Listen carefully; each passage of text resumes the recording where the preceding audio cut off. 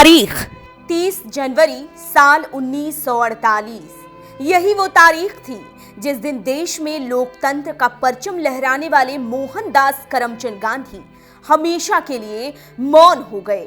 भारत के इतिहास के इस काले अध्याय को याद कर आज भी आंखें नम हो जाती हैं।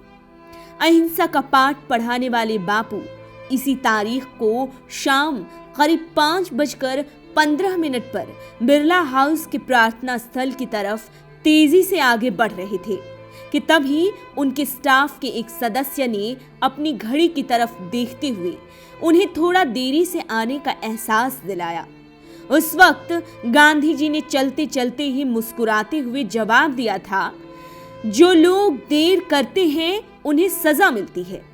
इसके ठीक 2 मिनट बाद ही बापू के मुंह से निकले ये शब्द उनके आखिरी शब्द बन गए और देरी करने की उन्हें ऐसी सजा मिली जिसने इतिहास की नई कहानियां ही लिख डाली। भारत के इतिहास में एक बेहद दुखद अध्याय बनकर उभरी इस घटना ने काले अक्षरों में देश के राष्ट्रपिता महात्मा गांधी के निर्मम तरीके से की गई हत्या को दर्ज कर लिया। सरदार वल्लभ भाई पटेल के साथ बैठक के बाद बापू प्रार्थना सभा में शामिल होने के लिए मंच की तरफ आगे बढ़ ही रहे थे कि तभी अचानक उनके सामने नाथूराम विनायक गोडसे आकर खड़े हो गए। गोडसे ने गांधी जी को अपने सामने देखकर तुरंत हाथ जोड़कर नमस्ते बापू कहा।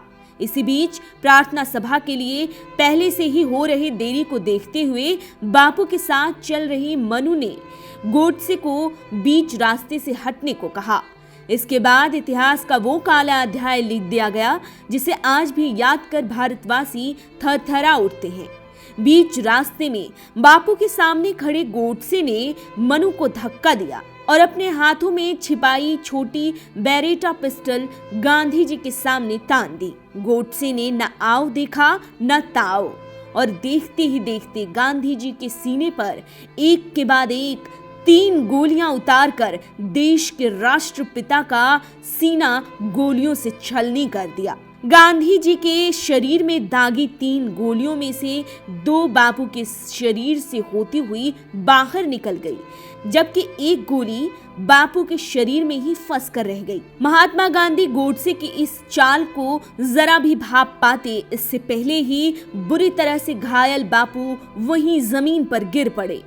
गांधी जी पर गोलियां दागने वाले गोडसे ने खुद अपना जुर्म कबूल कर लिया। घटना के बाद खुद गोडसे ने सरेंडर करते हुए अपने दोनों हाथ ऊपर कर लिए, लेकिन वहां मौजूद किसी भी शख्स ने गोडसे के पास आने तक की हिम्मत नहीं जुटा पाई। खुद पुलिस भी दूर से ही सारा तमाशा देखती रही और करीब 5 से 6 मिनट के बाद एक शख्स ने गोडसे के पास जाने की हिम्मत की। इसके बाद तो भीड़ ने गोडसे को घेर कर बुरी तरह से पीटना शुरू कर दिया। बापू की हत्या की खबर चंद मिनटों में ही आग की तरफ फैल गई। बिरला हाउस में ही बापू के पार्थिव शरीर को ढक कर रखा गया। गोडसे ने अपने कबूलनामे में इस बात को भी स्वीकार किया कि इससे पहले भी वो बापू की हत्या करने के लिए मई 1934 और सितंबर 1944 में नाकाम कोशिश कर चुका था। नाथूराम हिंदू राष्ट्रवाद का एक कट्टर समर्थक था, लेकिन फिर अचानक ऐसा क्या हो गया कि एक समय पर गांधी जी का अनुयायी गोडसे उन्हीं का हत्यारा बन बैठा। गांधी जी की हत्या के बारे में अब तक बहुत सारी थ्योरी दी जा चुकी है, ढेर सारे आर्टिकल्स लिखे जा चुके हैं। कोर्ट की कार्यवाही में अनेकों बार गांधी हत्याकांड का जिक्र किया जा चुका है, लेकिन उनकी हत्या के पीछे की असली वजह अब तक कोई नहीं जान पाया है।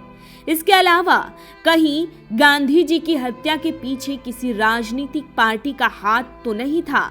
इसको लेकर भी अब तक काफी स्याही बर्बाद की जा चुकी है, लेकिन किसी भी ठोस नतीजे पर पहुंचा नहीं जा सका। नाथूराम गोडसे ने बापू की हत्या का दोषी सिर्फ अपने आप को ही घोषित किया। उसके मुताबिक उसने ना तो किसी पार्टी की साजिश के तहत ऐसा किया और ना तो किसी अन्य व्यक्ति के कहने पर। जब बापू ने नागरिक अवज्ञा आंदोलन छेड़ा तो उस वक्त गोडसे ने न ही सिर्फ आंदोलन का समर्थन किया था, बल्कि उसमें बढ़ चढ़कर हिस्सा भी लिया था। लेकिन फिर बाद में गोडसे अचानक गांधी जी के खिलाफ हो गया। दरअसल गोडसे के दिमाग में ये बात घर कर गई थी कि गांधी जी ने अपनी आमरण अनशन नीति से हिंदू हितों का गला घोटने का प्रयास किया है। गोडसे को लगता था कि गांधी जी देश को बांटने का कार्य कर रहे हैं। बापू की हत्या के अपराध में नाथूराम गोडसे को 15 नवंबर 1949 को फांसी दे दी गई, लेकिन अपने अहिंसा आंदोलन के साथ देश के स्वतंत्रता संग्राम का नेतृत्व करने वाले बापू हमेशा के लिए मौन हो चुके थे। खुशमिजाजी और जिंदा दिली के लिए जाने जाने वाले बापू अपनी मृत्यु के बाद अपने पीछे पूरे देश को राष्ट्रीय शोक में डुबा कर चले गए। गांधी जी की मृत्यु के बाद 30 जनवरी को हर साल शहीद दिवस के रूप में मनाने की घोषणा कर दी गई, लेकिन उस दिन अहिंसा के पुजारी के साथ हुई हिंसा को पूरी दुनिया ने देखा। उस दिन सिर्फ भारत ने ही नहीं बल्कि कुदरत ने भी अपनी बदकिस्मती पर आंसू बहाए थे। भारत की आजादी में अपने प्राण त्यागने और आजादी की लौह जलाने वाले ऐसी महान आत्माओं में से एक मोहनदास करमचंद गांधी को उनकी 72वीं पुण्यतिथि पर नेड्रिक न्यूज की टीम की ओर से शत शत नमन। आप देख रहे हैं नेड्रिक न्यूज, साहस सच कहने का।